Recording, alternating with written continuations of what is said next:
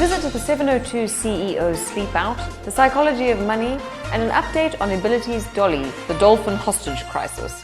Welcome to RISKSA TV News. I'm Sarah Bassett.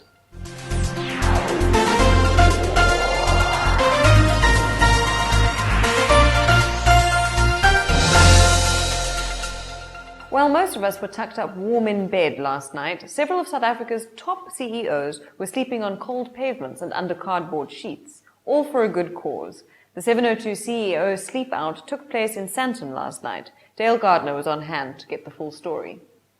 In a world challenged by massive inequity, a new way of inspiring awareness hit the streets of Johannesburg last night. Literally. Inspired by the successful campaign started in Australia, the 702 Sun International CEO SleepOut saw over 240 of SA's most powerful business leaders and top decision makers sleep on the streets of Johannesburg, near the JSE in Sandton, for what the longest night of the year and reaching as low as 2 degrees, certainly one of the coldest. Given nothing but a sheet of cardboard, a sleeping bag, and a mug of soup, these CEOs braved the chilly Highveld night, not only to raise funds, but also to raise awareness around some of South Africa's most pressing problems: vulnerable children and youth living on our streets. With each participant contributing 100,000 rand, the final stood at just close to 25 million. As participants gathered last night, all funds raised go directly to Girls and Boys Town, a government-recognized non-profit organization. RISKSA TV News was on hand to hear from insurance luminaries doing their bit for the cause. To create awareness around, issues of homeless people in our country. And in addition to that, also just really time to reflect on some of the issues we're facing, in terms of challenges, not only for the homeless but also education, and as part of it all, to be part of an initiative where we can, collect a little bit of money and funds that will go towards a fantastic cause. It's bitterly cold. No, I'm really joking. It's surprisingly mild, but I'm sure things will change, after midnight. But looking forward to it. It's just fantastic to be here. I was the lucky one actually to participate, and I think it's great for our industry. It's looking at charity. It's important for corporate South Africa or business South Africa to get involved in wonderful charities like this charity, Girls and Boys Town. So it's fortunate. It's a fortunate opportunity for us, and happy to participate. It's getting cool. At least I've got the long johns and the thermals on, so I'm fortunate and geared up. I think it's going to be around 1, maybe -1. But let's see how the evening goes. There's a few fires going, and I think we're going to warm up. Lots of people to meet, and I think it's a fantastic opportunity to see many captains of industry. So I feel fortunate to be here tonight. This is Dale Gardner reporting for RISKSA TV News, Sandton. It's commonly said that money can't buy you happiness, but some say that that's just because you're not spending it right. International financial consultant Michael Falk talks about why financial advisors should help clients enjoy their money. Sven Hugo reports. The financial advisor's job may often seem a bit overly clinical and depressing, forever preaching to your client about saving enough, forever warning about inflation, and forever trying to get the client to leave his emotions at the door. Yet there is a growing belief that satisfying a client's immediate needs with a slightly more unorthodox advice may be better for both advisor and client in the long run. RISKSA spoke to consultant Michael Falk, who believes that encouraging a client to enjoy his money could benefit the client's balance sheet. Should we trade off a future financial goal for maybe a little bit more satisfaction today? This is a very important question because we're not hamsters on a wheel.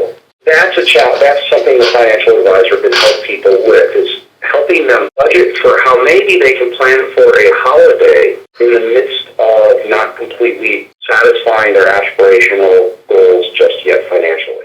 Keep a lookout for RISKSA's August edition, where we will be exploring the topic in more depth.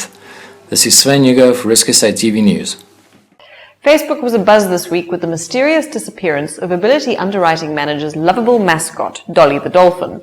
RISKSA TV received exclusive footage from kidnappers, demanding that companies within the financial services industry donate 5,000 rand to various charities. Anton Pretorius has more. Authorities have confirmed that Ibiliti underwriting manager's precious mascot, Dolly the Dolphin, has been kidnapped after her mysterious disappearance from the IIG's midwinter beach party last week. RISKSA TV News received a ransom note on Wednesday from anonymous kidnappers demanding donations to various charities. To ensure that Dolly is released safely and unharmed, the note stated that a R5,000 donation must be made to each of the following charities: Frederick Place Old Age Home, Oasis, a haven for women and children, and Wet Nose Animal Rescue Center. This disturbing video was sent to our office on Thursday. We have the Dolphin. If you want to see her alive again, donate 5,000 rand to one of the charities. Otherwise, she'll end up in a can of tuna. Ibiliti and IIG have issued a plea to the industry to make donations and help save Dolly from the clutches of these kidnappers. Use the word Dolly and your company name as reference. Banking details as follow. So let's all stand together to help save the industry's favorite marine mammal. #Save Dolly. This is Anton Pretorius, RISKSA TV News, Cape Town. We will continue to monitor the situation and bring you any new updates as the story unfolds. Visit our website risksA.com or look us up on Facebook. I hand you over now to Anj with the weekly events roundup. This week, we take a look at the 2015 Insurance Conference that's being held at Sun City on the 26th to the 29th of July. The theme of this year's conference is Africa Rising, and some excellent international and local speakers will discuss topics affecting our industry. Some of the speakers include John Melville, Executive Head of Risk Services at Santam, Willem Smith, Managing Director of Hollard Personal Lines, Wayne Duvenhaag, Chairman of OTA, Opposition to Urban Tolling Alliance, and Dr. Eugene Watson, CEO of the Road Accident Fund. RISKSA attended the ICOC's charity auction held at Cape Point Vineyards last night. Here's what happened. Exquisite art pieces and rare collector's memorabilia were the stars of last night's ICOC annual charity auction dinner. Held at the ritzy Cape Point Vineyards in Noordhoek, 140 delegates marveled at the iconic portraits of Chaz Williams, Nelson Mandela, and the arch Desmond Tutu. Other significant items up for auction included a signed and framed all-black rugby jersey, golf putters signed by Gary Player and Trevor Immelman, and Fernando Alonso Ferrari memorabilia. ICOC managed to raise approximately 120,000 rand that will be donated to several charities. A big thanks to sponsors Hollard and Santam for a wonderful evening. That's it from me.